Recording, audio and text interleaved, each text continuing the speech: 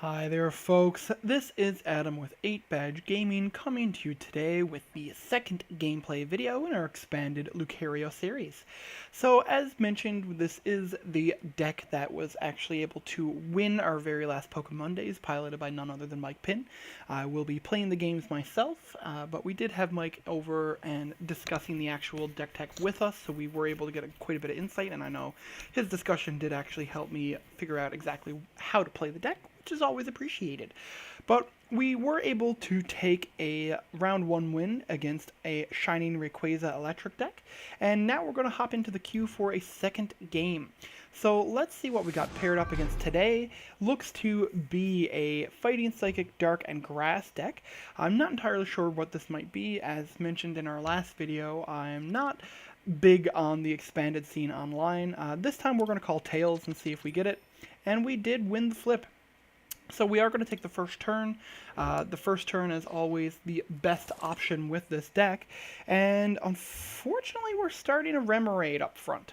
Now, we do have the ability to Karina, as Mike mentioned previously. It works kind of like a mini Bridget. Our opponent did give us a hello, so we'll give them a hello back. We are probably going to start off with the Karina first turn, depending on what we get.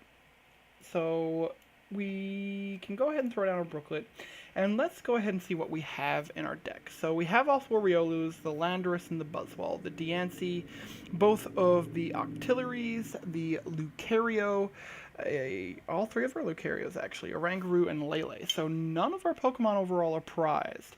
It does look like our Level Ball is prized. We have our Rescue Stretcher, Scoop Up Cyclone. We have one of our Ultra Balls prized. We have a Versus Seeker in hand. We've already used one of our Brooklet Hills. It does look like we have an Acerola prized. We have our Cynthia. We have one Guzma in hand, so we have a Guzma prized. We have a Karina that we're using right now. We have both of our Ends, three of our Sycamores, Choice Band, one of our Float Stones is prized as well, and we should go quickly grab one of our Pokemon. So we're going to get Diancie. So that was very likely the wrong choice there, but we're going to follow up with a Karina here and figure out what we want to do. So I think we're going to go for the Riolu as the start here. And item-wise, I'm not sure what we want to grab. Now, we do have one of our Focus Sashes in hand already, so we don't need to go for that. What we might want to do is actually go for a Float Stone, because next turn we do have the ability to Versus Seeker back our Karina to actually go for the KO there. Now, our opponent is on Zoroark. They're not going to be able to attack. Really for a KO, we're going to go ahead and retreat into the Riolu here, put a Focus Sash on it, throw down another Remoraid, and attach a basic energy in case we manage to draw, for example, the Octillery. Though we do have the ability to go for an Ultra Ball there, so that could help us there as well. So, looking at our prizes, I was able to confirm Level Ball, Acerola, Guzma, and a Float Stone. I didn't quite confirm the last one, but we're just going to go ahead and pass it back to our opponent here. Now, I don't know if we want to invest in going for a Lele. I don't think we are going to, but we're going to get set up pretty well here overall. We do have them going for a Bench Restriction Sudowoodo with the Roadblock ability there, so we're not too miffed about that. We have an open slot here, and our opponent is doing nothing. So that's interesting. Let's go ahead and we're going to Versus Seeker to get back Karina. We are going to use the Karina there now to go for Lucario plus an item. So I think our item that we want to go for here is Ultra Ball, because we'll discard the Guzma and the Oranguru to the Ultra Ball itself. I'm going to do a quick double check on our energies, and it looks like we do have one of our fighting energies prized here.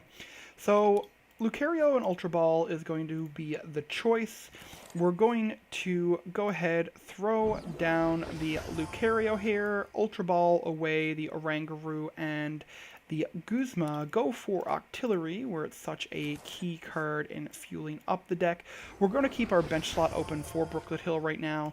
We're not really looking to put anything else down other than maybe another Lucario, but we'll see what we get here. We did get a Focus Sash, Acerola, and Sycamore. So 2 Focus Sashes are a bit greasy here. Let's go ahead and we're going to, I think, go for another Riolu here, because that way if they do damage our Lucario, we can Acerola it on our turn. We will be taking a prize now with the Aura Strike and making our opponent's lives a little bit harder. So we do take a prize here. I very much doubt they're going to be putting up the Zoroark here, mainly because if they evolve into a Zoroark, they're not going to be able to KO given the Focus Sash plus the very few Pokemon that they actually have on the bench. So they did go ahead and promote the Roadblock Sudowoodo here. So I'm curious as to what we want to do on our turn, but it looks like they're actually going to scoop it up. So I think we'll actually make this a double gameplay video, as we're only just about 6 minutes into this recording. And we'll take it from there, basically. So we'll go ahead and hop into the queue here now. Our opponent did seem to get cards stuck there, and us being able to prey upon their weakness wasn't going to be easy. This deck, as Mike mentioned, was pretty much exclusively built to really just throw up a big rude gesture to Zoroark GX in Expanded and just throw out major pressure. Being able to take one-shots into Zoroark for a single energy and them not being able to one-shot back because of Focus Sash is so bloody good for us. So let's go ahead, hop right back into the queue here now for another game in this video. And it looks like we've gotten paired up against a Fairy deck. So we've got Fighting Electric, Fairy, Psychic. So I'm curious as to what we are. I think we're going to call Tails again, and we won the flip yet again. So we're 3 for 3 with our flips across our game so far. We would definitely want to go first here. And let's see what we have in our opening hand. A lot of nothing. We have double Float Stone, double Focus Sash, double Strong, and an Ultra Ball. That's a very awkward hand there. At least we don't give our opponent much of a clue as to what we're on. Starting a Landorus here isn't terribly fun, but we do get to both Karina and Brooklet Hill on our first turn. So we do get to look for our Remoraid right off the bat, as well as go for the Karina, potentially Octillery there. Ooh, so we do have a Shaman in the active on our opponent's side. So let's go ahead and throw down the Brooklet Hill here. We're going to immediately use Brooklet Hill to figure out what we have prized. So it looks like we have one of our Remoraids prized. We have all of our Riolus, our Buzzwole, we already have our Landorus in play. I'm just going to select the Remoraid here just while we're being safe. We have both Octilleries. We have a Lucario in hand already, so we have all of our Lucarios, our Oranguru, and Lele. It looks like our Level Ball is prized again, which isn't great for us. But we do have the Ultra Ball, so we have that at the very least. We have our Scoop Up Cyclone is in our hand. We have Versus Seekers, our Brooklet Hills, Acerolas, Cynthia Guzmas. It looks like one of our Karinas is prized here. We have both of our Ends, our 3 Sycamores. We have our Choice Band in hand. It looks like we have a Focus Sash prized, and didn't quite catch whatever else we had there. So let's go ahead, toss an energy down here, put down a Choice Band. We're going to Karina here, going for a Riolu. And what do we want to be our extra card here? I'm thinking we're going to go for... So looking on our turn, we want something that's basically discard fodder, so let's just go for the Ultra Ball. So let's go ahead. We have the Scoop Up Cyclone, so we can go for the potential Riolu KO next turn. We can uh, Brooklet Hill for our Diancie. We're just going to, at this point, go ahead and pass back to our opponent because we can't attack. We're kind of happy with them starting Shaman, though they do have quite a few cards in hand. So it looks like we did have a double mulligan in there. Battle Compressor on their side. Let's see what they're putting into the discard. Um, Likely might see them try to go for an N for Disruption, but we're actually against Night March, so triple Lampent into the discard. So we're getting a Trainer's Mail here as well, which is getting them a Computer Search, which is a pretty good hit off the Trainer's Mail there. Second Trainer's Mail again. Let's see if they hit anything particularly useful here. I'm sad that we only got to verify a total of 3 of our prizes, but we're going to be going back in on our turn again, so we should be able to confirm our numbers on everything here. All we have in our discard so far is the Karina. Our opponent's trying to make a choice. They end up going for the Dimension Valley, so they're knocking off our Brooklet Hill. Also a sad time for us. So we're not in the best of situations here. Now, if they do throw down the Night March Joltik, I think we're actually going to be okay with that because they're not taking a KO right now. They're only hitting for 20 plus 60 from the bin, so they're hitting for 80. They're not KOing Landorus. And if they do put a Joltik down, that's only a 30 HP Pokemon, so the spread damage is actually going to let us take a KO. We do see them going for a Pumpkaboo here, which does have a fighting resistance by the look of it. So it's not the greatest situation for us, but we're not terribly miffed. Them KOing our Riolu is a bit of a miffing thing, though. So they are taking a prize here right off the bat. So let's figure out what we need. We will go ahead and put the Landorus back up into the active. We did get an N, which would put our opponent up a card. We don't want to use the Super Scoop Up just yet, but we don't want to discard it either. So let's go ahead and Ultra Ball, discarding Ultra Ball and Lucario. We're going to go for the Octillery here. And I think we're going to start with the N before we actually use Octillery. So we can potentially see more cards this way. We did hit the Strong. We did get Brooklet Hill. So we can actually take a KO on the Pumpkaboo now. Because we can just go ahead, throw a Strong down on the Landorus. We can use Brooklet Hill to go for the Diancie here. So let's see, we're 30, 50, 70.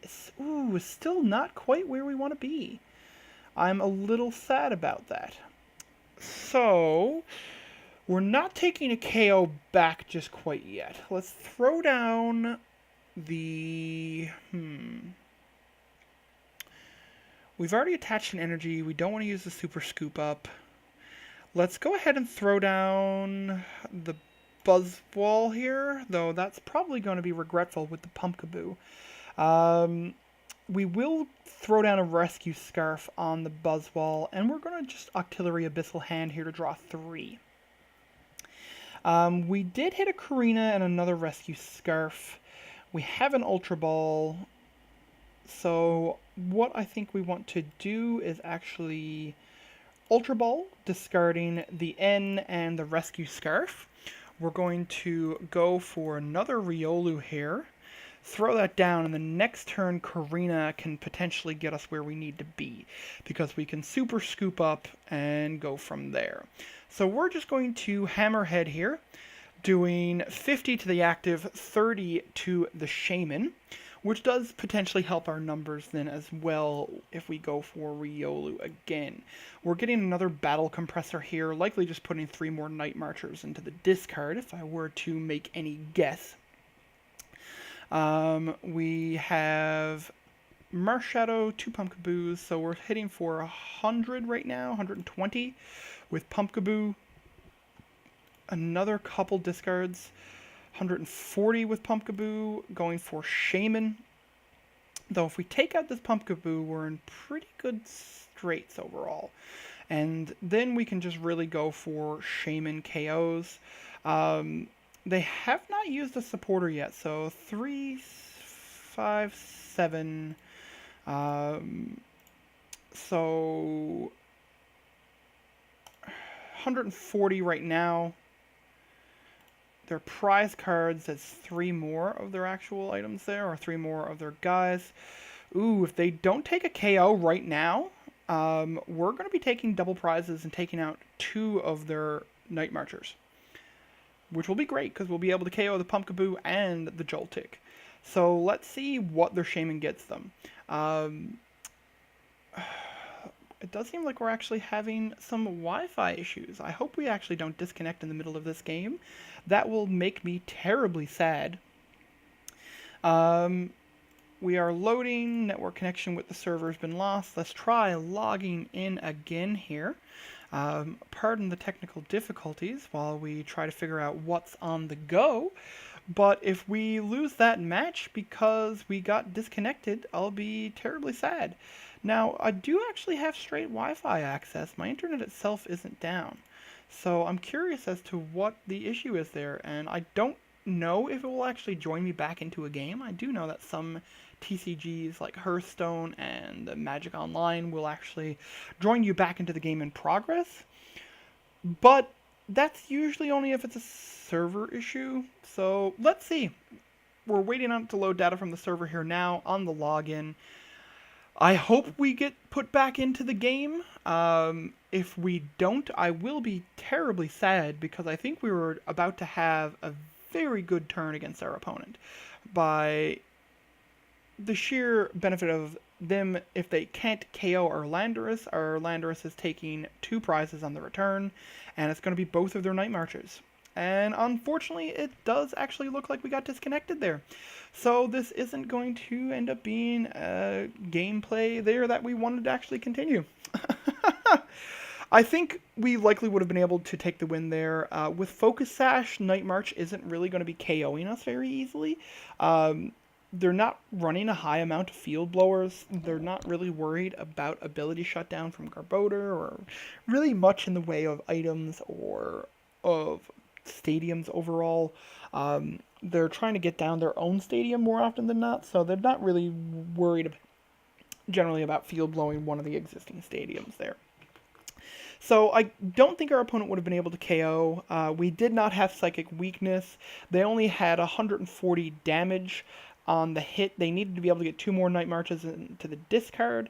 They had already put in 2 Pumpkaboos, 2 Joltiks, and 3 of their Lampents. One of their Lampents was prized, one of their Joltiks was prized, another Joltik was on the bench, and a Pumpkaboo was prized. So I think they quite literally could not have actually one-shot us there. Now, if they had a Choice Band, maybe, but they'd still need to get a Night Marcher into the discarder somehow, and then we would have been able to just go hit for KO on your active, KO your Joltik as well. You're left with just Shamans. You could probably finish off our Landorus with a Shaman, but with Diancie, we're just looking at KOing you then. So while we didn't get to complete the game, I definitely think we could have been able to actually take that off as a win, given what we had and given what Night March is capable of. I'll consider this a 3-0.